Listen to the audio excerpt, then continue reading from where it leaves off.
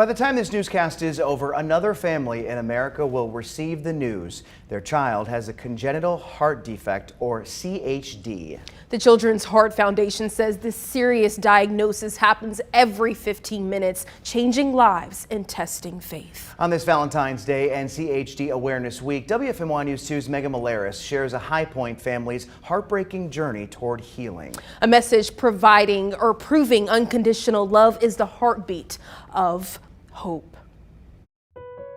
When peace like a river attendeth my way, when sorrows like sea billows roll, whatever my lot, thou hast taught me to say, it is well with my soul. A favorite hymn describes a soul-searching journey chronicled straight from the heart. I would hear things from the doctors and I would immediately go type because I didn't want to forget.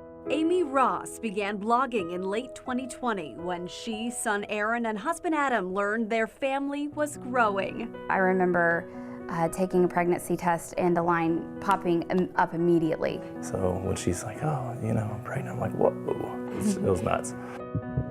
But in a heartbeat, the tide turned as this story's next entry transcribed a test of faith. Tell me when things started to change and you learned that this would be a complicated pregnancy for a variety of reasons. Initially in the ultrasound, everything looked fine, but I know that when I was in the waiting room waiting to speak to the doctor, I was waiting for a little while. The scan revealed an abnormality, a congenital heart defect, or CHD. You can see that this right ventricle squeezes quite well, and this left ventricle just doesn't. It doesn't move nearly as much, and we also see this bright white color around the left ventricle, and that's scarring of the pumping chamber itself. The case came to Atrium Health Wake Forest Baptist, where fetal cardiologist Michael Walsh found baby Ross had hypoplastic left heart syndrome, a faulty left side. Later, he developed a restrictive atrial septum. If that pathway is obstructed for blood to exit the lungs, then blood just kind of backs up in the lungs. The diagnoses are among the quarter of all CHDs considered critical, requiring surgical intervention for survival. What is the typical outcome for cases like these? We do believe that long-term outcomes, especially from a neurologic, cognitive side, will be improved if we can make it near term. But not all babies allow us to wait that long. 2 weeks before a scheduled delivery at Levine Children's Hospital in Charlotte, where Amy and Adam had just left a consult, the baby flipped the script too early. And it felt like we were home for 5 minutes and her water broke. They rushed back and prepped for surgery, leaning on prayer and each other. I remember trying to calm him, and I said to him, look at all these angels that God has brought to surround us right now.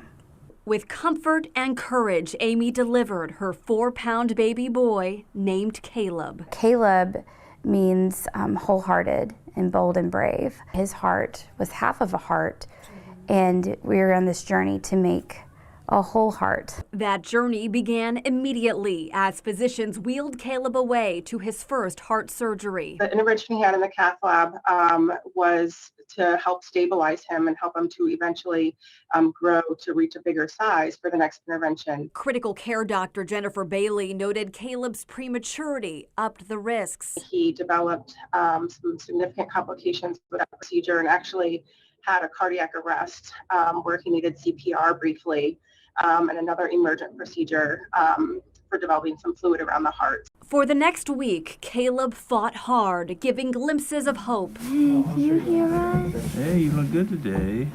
Open your eyes.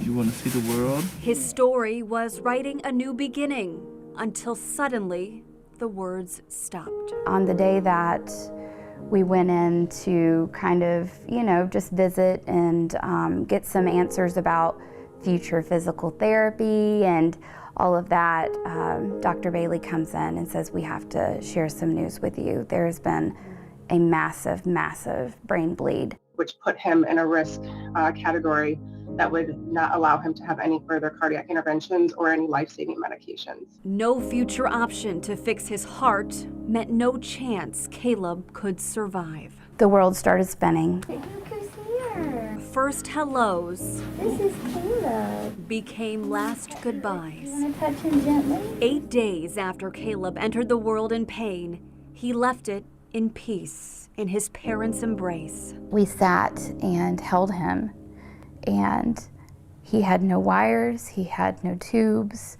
and his first time seeing your little boy without all of these things that were keeping him alive, and to see his little face and spend those last moments with him and just be able to hand him over to God. We grieve with families like the Rosses that have a loss like Caleb. Caleb and 40,000 other heart warriors born in America each year are the heartbeat of ongoing research like the North Carolina CHD Network database to learn causes and find cures. We expect that 10 or 20 years from now, the discussions that we have with our families may be a lot different than what we have with them now, and that's really exciting. That prospect of hope is the theme of Caleb's heart story. Caleb. Yeah, that's why we made Caleb. As his mother, 2 years later, writes the epilogue. And just getting to, say he was alive, he lived, and he means something, not just to us, but, that can mean a lot to others as well, is huge. So spreading awareness is such an important thing for us. She credits her strength in faith to a messenger from God, appropriately named Gabriel. It's a heart. Caleb's twin. Yes, the entire time there were two hearts beating as one. A brotherly bond unbroken by loss. Whatever my lot, thou hast taught me to say, it is well with my soul. And as part of the reason you believe all is well with your soul is because you now believe all is well with Caleb's heart. Yes.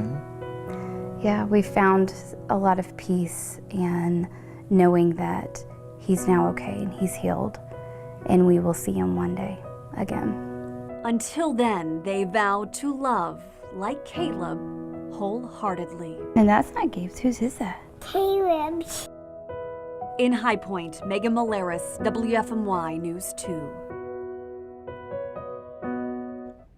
The Children's Heart Foundation says most congenital heart defects like Caleb's have no known family history, no genetic link.